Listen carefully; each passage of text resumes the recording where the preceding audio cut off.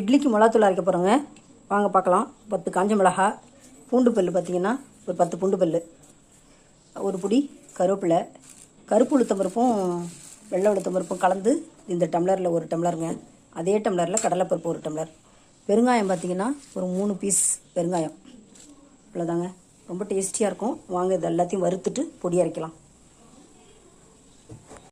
First நம்ம கடலைப்பருப்பு போட்டு வறுத்துக்கலாம். அடுத்தது உளுத்தம்பருப்பு, அடுத்தது கருவேப்பிலை, காஞ்ச மிளகா, பூண்டு, பெருங்காயமும் இந்த ஹீட்லேயே போட்டோம்னா நல்லா வறுபட்டுரும். எல்லாத்தையும் வறுத்துட்டு தேவையான அளவு உப்பு வச்சு நம்ம நுணுக்கிட்டால் நம்மளோட இட்லி பொடி சூப்பராக எம்மையாக ரெடி ஆகிடுங்க.